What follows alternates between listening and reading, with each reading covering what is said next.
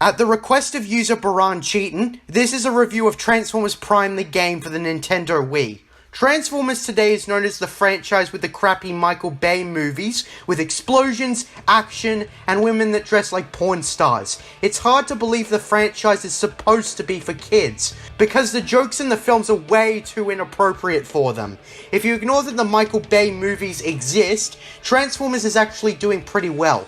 Transformers Animated came out the same time as the first movie, and that was cherished as one of the best Transformers shows. But the show that came after it was considered to be even better.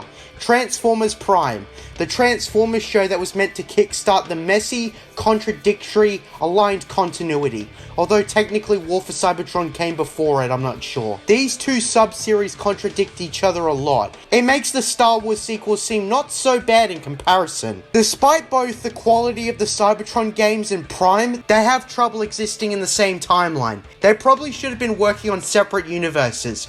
But anyways, Transformers Prime ran for 3 seasons from 2010 to 2013 on Cartoon Network and ended with a TV movie. The show was about a team of 5 Autobots fighting their war on Earth against many Decepticons. I always questioned how the Autobots won at the end with such low numbers. The main subplot once Season 2 rolls around are Cybertronian relics that enhance the user and the fight over them, as well as restoring Cybertron from destruction. For me personally, I've watched every single episode and adored the designs of the Transformers, although I didn't buy any of the Prime toys. I mostly got the Bayformers ones. I also have a history of playing the game we are about to look at. I was introduced to this game at a friend's house. We played a death match against each other, and I beat him the first time as Optimus Prime. Yeah, he sucks that much at the game. I got the game myself soon after and beat it in one sitting. Yeah, it wasn't very long.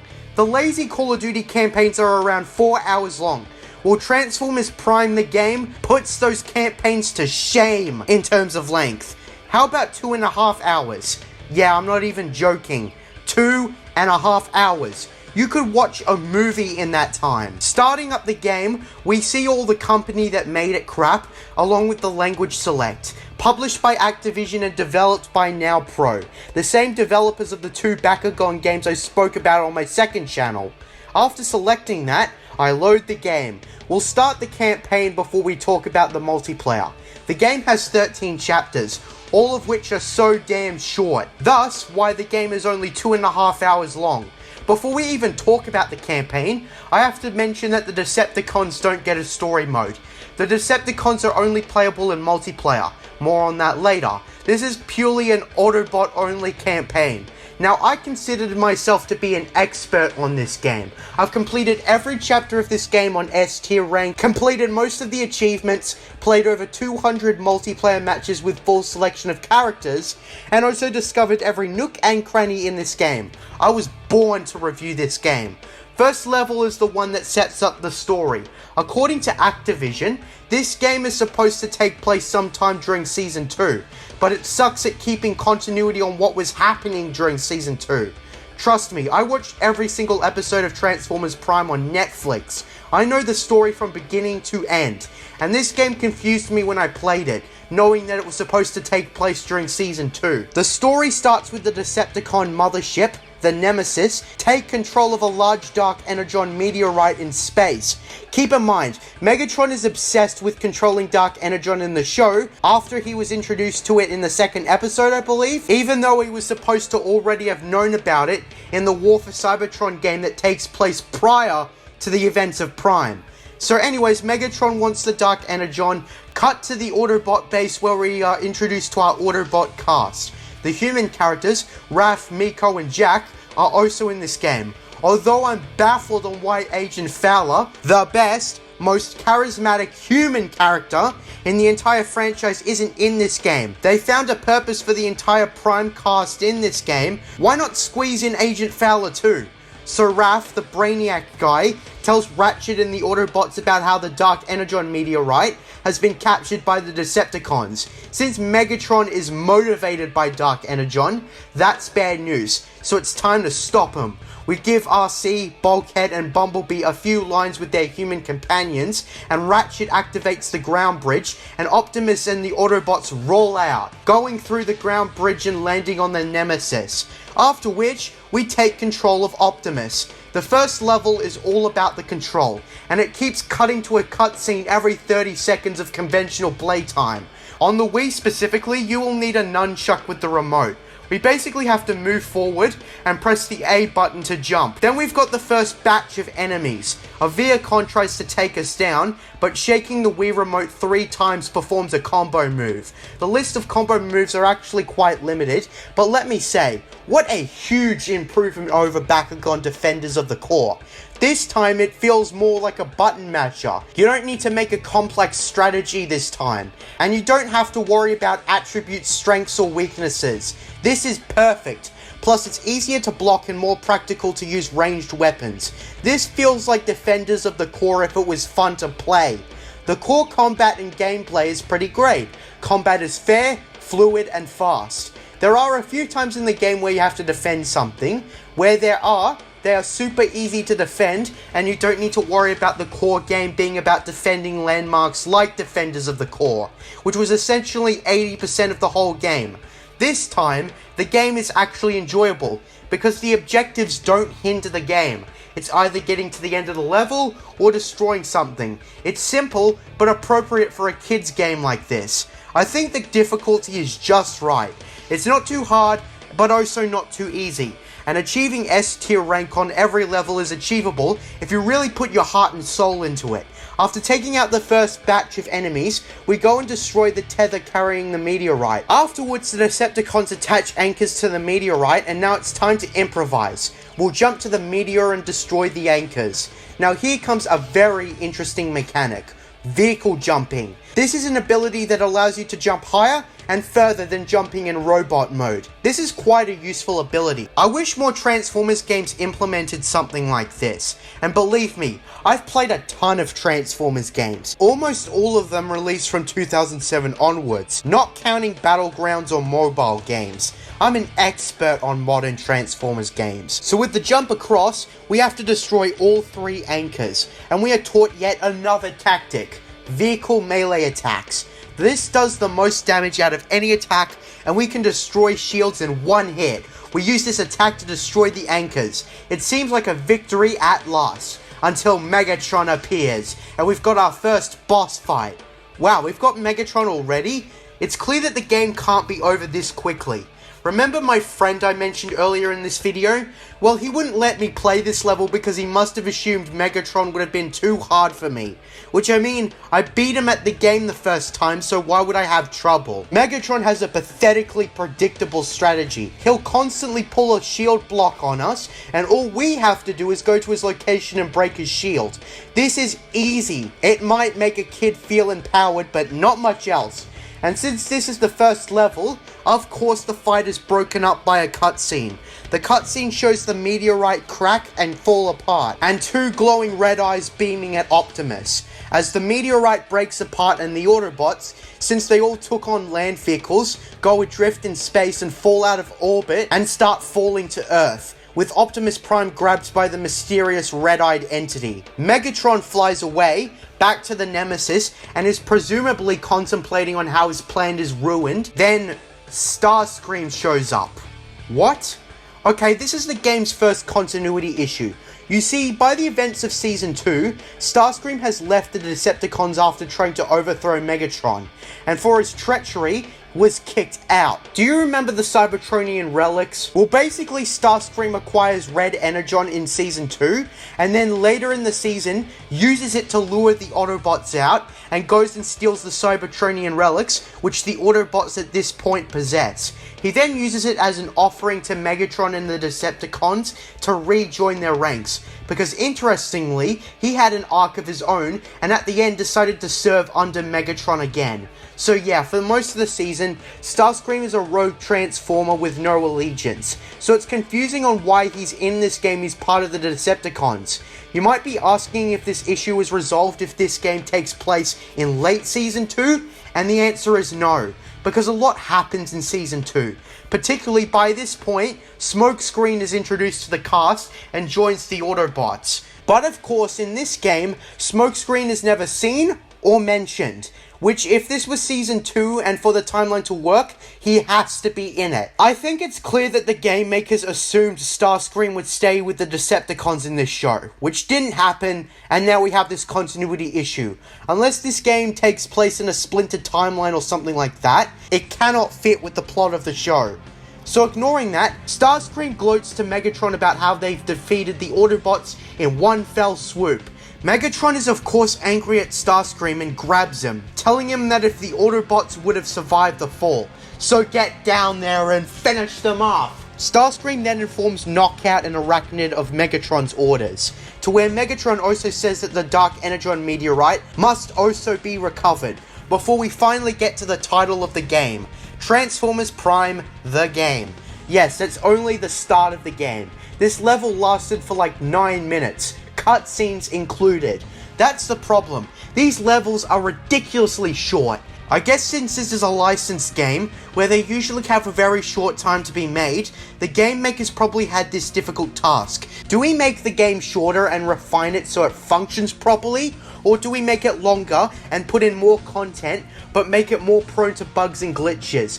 Because believe it or not, I actually didn't encounter anything that could be considered hindering. This game actually functions quite well, but since the game is so short, that's not surprising. They had less stuff to polish. I guess they were thinking it was quality over quantity, but the campaign should have been at least 2 hours longer. However, I understand why this game isn't longer.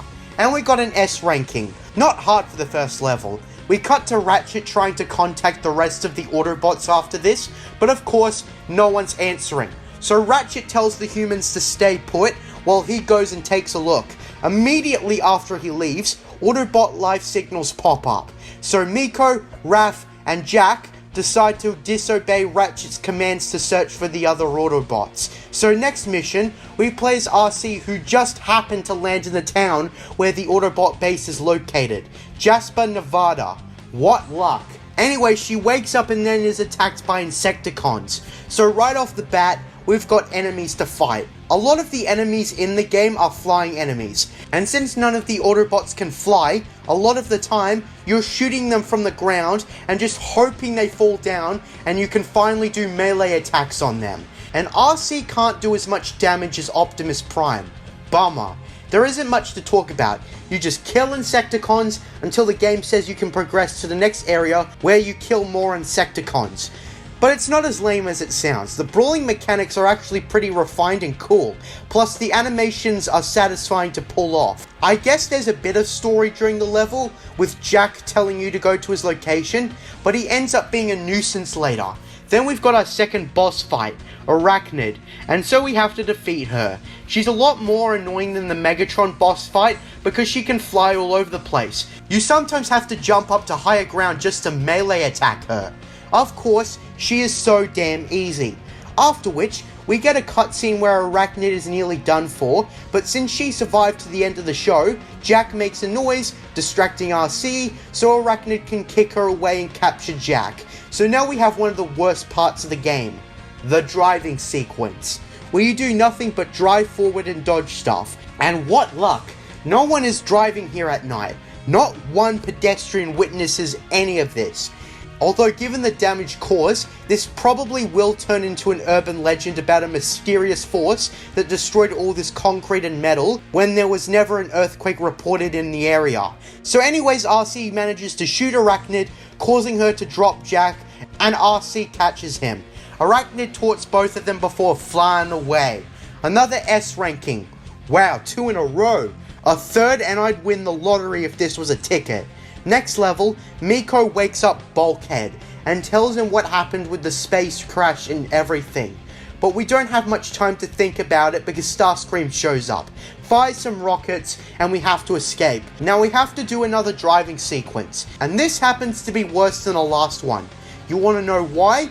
We can't do vehicle jumps. If we press that specific button, we just have Miko telling us not to change form while she's on board. So the most we can do is turn and shoot.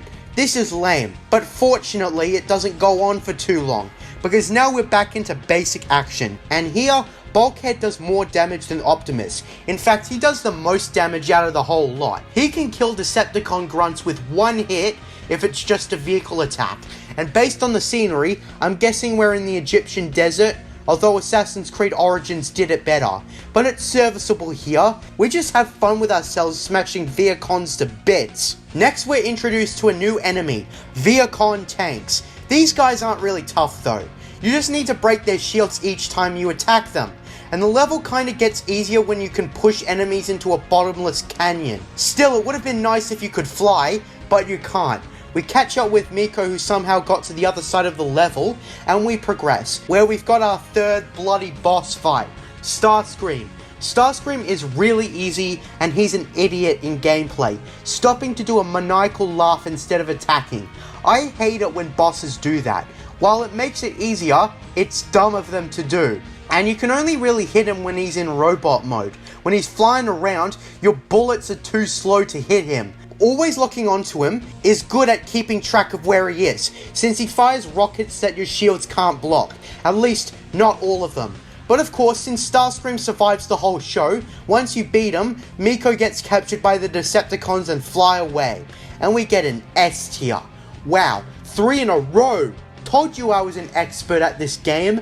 In the next level, for some reason, Bumblebee is captured and put into restraints, but he isn't dead, even though Megatron said to get down there and finish the Autobots off. So since Bumblebee's not dead, Raph manages to free him and the level begins. I really like Bumblebee's moveset here, and the animations are really cool too. I like how he transforms, jumps, attacks, and shoots, although the bullets feel like paint gun pellets at times. Again, it's more defeating enemies to progress, and we're introduced to a new enemy again, the Viacon snipers that transform into helicopters. But when they're in vehicle mode, they're really easy to take down, but when they're sniping you, you have to stay out of their line of fire. But they take all day to actually fire at you. They'll turn from green, yellow, and then red in like 10 seconds, giving you plenty of time to stay out of their range. So the next objective, we have to destroy 3 generators to get back to ground floor. Taking out the first just requires killing hordes of enemies. The second is the same thing, and the third, Jesus, the same thing. But then Raph contacts Bumblebee telling him that the cons are breaking down the elevator door. So now we have to get back to his location and kill the Viacons, which isn't hard. I was hardly challenged throughout this whole game, but I guess it is challenging for kids, but probably only the boss fights. So we finally get to the top floor, and we got another boss fight, Knockout. The most popular new character ever introduced in recent years. Knockout is a fan favorite, but his boss fight is nothing special. But hey, at least we've got his voice. He's oh so easy. So we defeat him, but just like RC and Arachnid, Bulkhead contacts Bumblebee, asking him if Raph is with him, distracting him and giving Knockout time to escape. Bumblebee goes back to the elevator and Raph isn't there. He's been kidnapped like Miko. Next level, Ratchet wakes up Optimus in an unspecified location. I'm guessing somewhere in South America, but who knows really. And we get an idea of the Red-Eyed entity, a large Cybertronian as large as someone like Trypticon or Omega Supreme. And the large guy attacks Ratchet and throws him away, explaining why he can't help you in this boss fight. Jesus, now that I think about it, each level has its own boss, all 13 of them. This level's boss fight is so damn easy to dodge. To be fair, he's probably weak because he's probably been in that meteorite for millions of years. So after we beat him, the Decepticons show up with Megatron ordering the Nemesis to attack. So we have to escape. There's a ground bridge a mile away open for us. Why it can't be right in front of us, who knows. But this ain't no Halo Combat Evolved Warhog run, because the distance is so short that you can get to the end with minutes to spare. The level ends with Ratchet catching up before being blown back. Optimus goes back to save him, but gets blown back into the ground bridge, then it closes. Now it's here where we cut to the Decepticons, who has this big guy in restraints. After Knockout gives him a vital analysis on the big guy, Megatron orders him woken up and speaks to him. The giant reveals his name is Thunderwing and demands Megatron release him so he can complete his mission to destroy the Matrix of Leadership, and also that he's doing it for Unicron. Megatron tells Thunderwing that even if he did, he's way too damaged, and offers that if he repairs him, Thunderwing will swear his allegiance to the Decepticons. We show Megatron forcing the captured Ratchet to fix Thunderwing using Raph and Miko as hostages. Thunderwing accepts, then cut to the next mission where we play as Bumblebee again, where we're at the Grand Canyon now. There's a piece to fix Thunderwing here, and it takes less than 5 minutes of killing enemies until we get to the next boss. Damn, these levels are short. We get to Dreadwing, who flies away, but not away from the Grand Canyon for some reason, where we've got, goddamn, another driving sequence. 2 was enough, guys. Why is there another one? And I also refuse to buy that a sports car would be able to catch up to a fighter jet. Maybe Transformers can match each other's speed, but that still doesn't explain why Dreadwing doesn't fly away. This chase sequence doesn't have much to talk about. So let's just get to the boss fight. Dreadwing flies around the arena dropping mines, and all you need to do is avoid getting hit. Although he does do quite a bit of damage, so don't screw around as much. So we defeat Dreadwing, who gets buried in debris, but Soundwave grabs the piece of Thunderwing and flies away, doing what Dreadwing should have done. Next level, we play as Optimus Prime for the 3rd time, who with Bulkhead are spying on Megatron and Starscream, but Bulkhead alerts the two to their presence by making a loud noise because he's an idiot. So we get our second boss fight with Megatron, while Bulkhead is chasing Starscream. Thankfully, Megatron is more of a challenge than he was in the first level. Still, he's no match for a pro like me. Megatron even gets an upgrade at a certain point of health lost, and that's the game's attempt to have him increase damage and skills. But guess what, I can still defeat him easily, so this upgrade does nothing. And I was never challenged by this when I first played this game back in 2012. After the boss fight, we basically have to fight new waves of enemies. Aside from a new Viacon truck enemy, there isn't much to talk about. We go around this Greek island fighting bad guys, where we have a variety of enemies that are no challenge. We go around fighting these enemies in a very short level, and there's not really much to say. Next level, please. In this one-off mission as Ratchet, he is about to be forced to finish fixing Thunderwing, but then after, it's revealed that Bulkhead has Starscream at gunpoint. Ratchet takes the opportunity to escape. So now we have to rescue the kids, and aside from avoiding laser beams, we fight yet more enemies.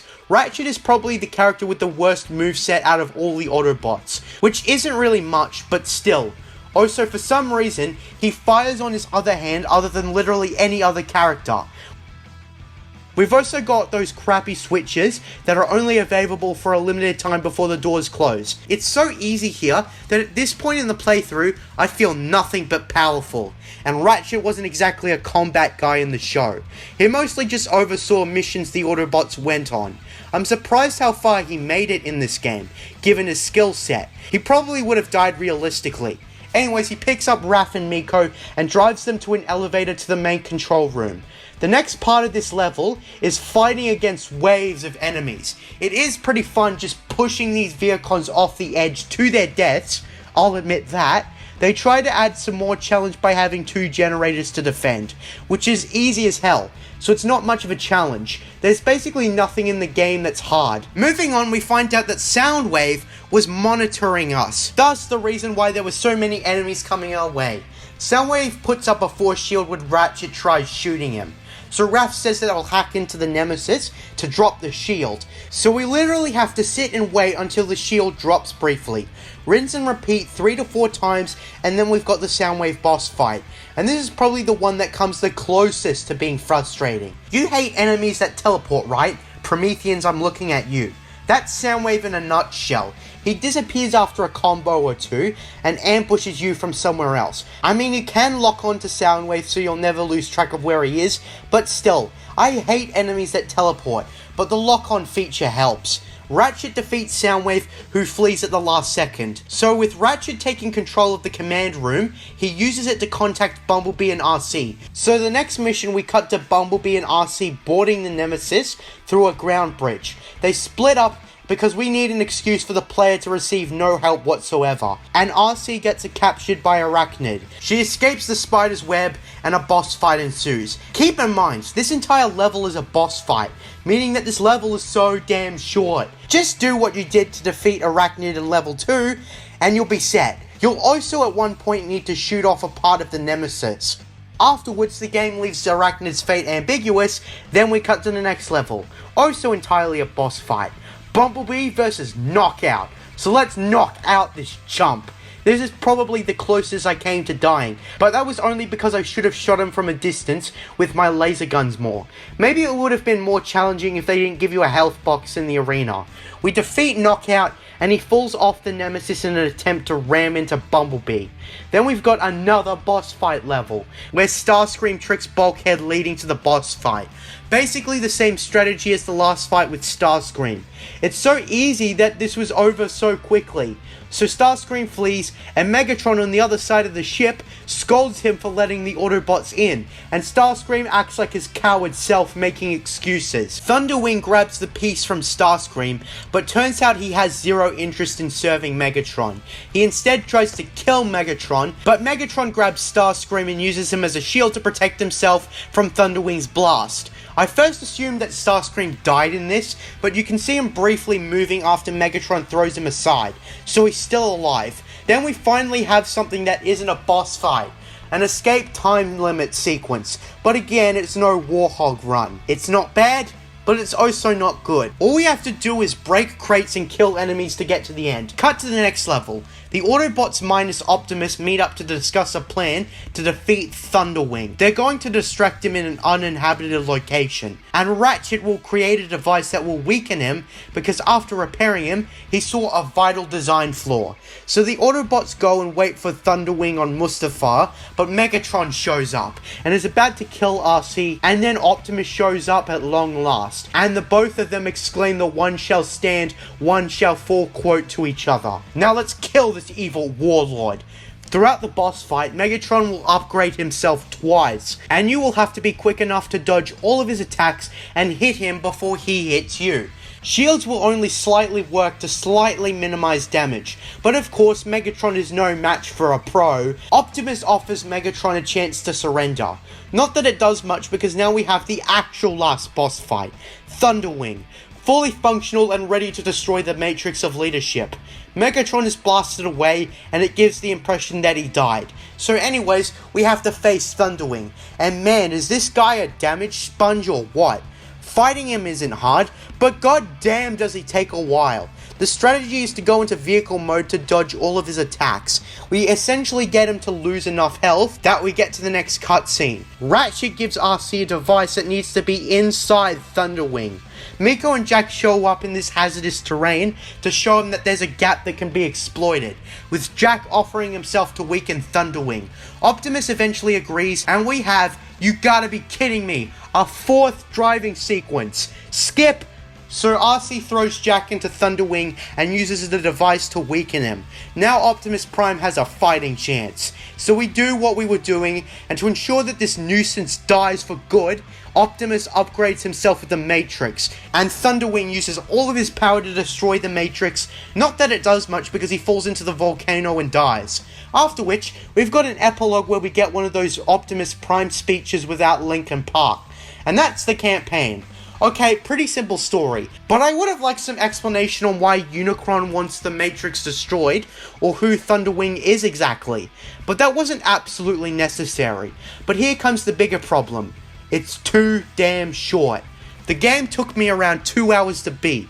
This game had the length of a movie. Maybe a kid will be better challenged, but that still doesn't excuse the lack of content in this campaign. This game being double the length it actually is would have been closer to being acceptable for the price it was sold at. The boss fight levels could have had some more content. Maybe RC could have fought her way to Arachnid before the boss fight.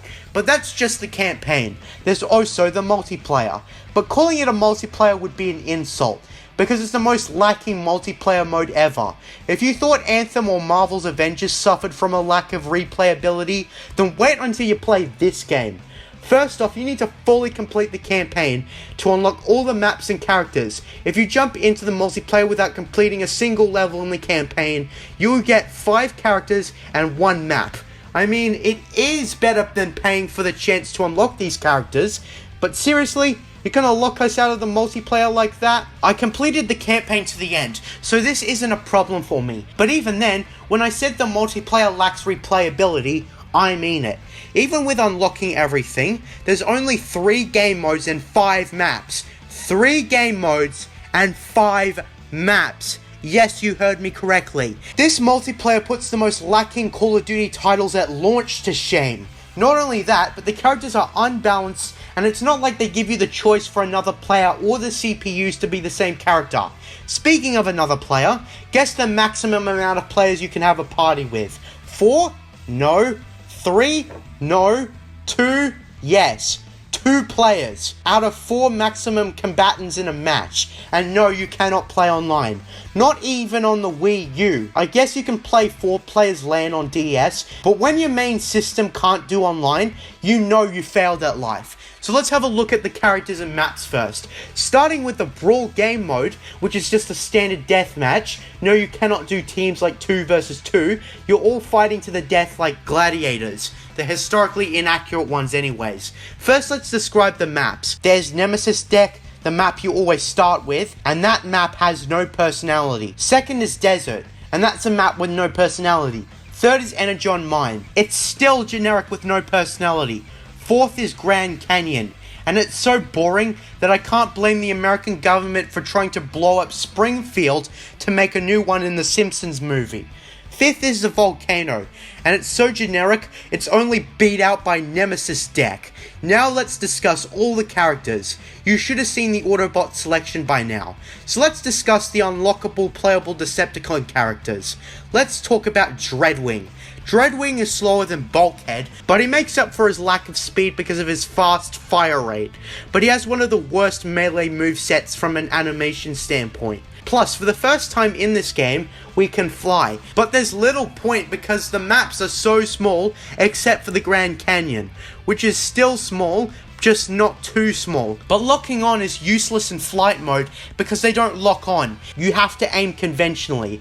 I guess this doesn't apply to later characters, but still, shooting as Dreadwing in flight mode is near pointless. Next we've got Soundwave, who shoots... Now that's pathetic. Look at how short his ranged attack is. I guess it goes further in the upgrade gouge and jumping and also in vehicle mode, but in robot mode, standing on the ground, it's like a sick prank. Who would pick Soundwave over the other characters? So forget the ranged attacks, just go melee. Except Soundwave is nothing special, and that defeats the whole purpose, because every Autobot is superior in playability. Autobot superior, Soundwave inferior. Next we've got Arachnid, who transforms into a helicopter, which is different from a jet, but not only are the helicopter controls confusing, but it's also pointless. Arachnid might be the worst playable character in the roster. She shoots further than Soundwave, but just like Soundwave, she pauses and stands in place while shooting, which is something I don't like. And her melee animations are worse than Dreadwing. Let's now talk about Knockout. Not only is this guy a slightly downscaled Bumblebee, because his ranged attack only happens on one hand at a slower fire rate. Other than that, he's the same, minus the animations. This is the closest to a balanced and fair fight when you put him against Bumblebee. But in AI standards, Bulkhead would definitely win because he does more damage. Then we've got Starscream. His literal catchphrase when you select him is, "Sometimes cowards survive." So already we're off to a bad start. This guy's nearly as pathetic as Arachnid, but once again he stops in his tracks to fire rockets. Again, melee is a better option. But Bulkhead would easily win in an AI fight because he's stronger. Starscream can attack from above, but what is that when Bulkhead has better firepower? Lastly, we've got Megatron, the character with the least amount of complaints. Now this is the first and only solid Decepticon character. He matches Prime in damage, plus he can fly. Was a character as good as Megatron too much to ask? And I feel the character selection is too small. only 11 characters. I would have liked recurring characters to be playable plus those from Season 3. I know that they released this game around Season 2, but if they delayed it, they could have added all the characters and extend the length of the campaign.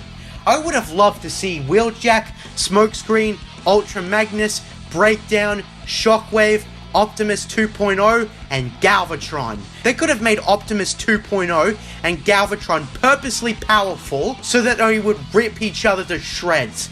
They could have done so much more to expand the multiplayer, because the two other game modes are generic. There's an Energon match where you have to kill each other to earn points, and an emblem battle where you can hold onto an emblem for the longest time. And that's the multiplayer. I have a lot of suggestions of how they could improve this game. Longer campaign levels, more multiplayer maps, more characters, the ability to play as the same character in those matches, and maybe a free play mode in campaign, where maybe just like how you can customize multiplayer match settings, you could select a character to play as in any campaign level after you've beat it to have extra fun. This would have made up for no flying vehicles in campaign, because imagine playing as an external upgrade Megatron and fighting Thunderwing in the last level. That would have kicked ass, and would have added more replayability to the campaign than achievements to go back and unlock. That's lame. The only other thing to look at now is the gallery, where unlocking collectibles will show you concept art, videos, and character model bios. If you collect all of the collectibles, you get a special prize, a production on the animation video, which sucks. I wanted something far more impressive for all my hard work, and that's literally everything this game has to offer. Normally I wouldn't go over everything, but that's how little content this game has. That's the main problem. It lacks content. It is a refined and functional game, but at what cost? I wish there was more to do, because although the core game may be decent ignoring its length, it's not enough to justify the price it was released with, which wasn't the base AAA price, but it was still too expensive. I give this game a 6 out of 10. I'm JJ Plagiarisms, and until next time, till all are one.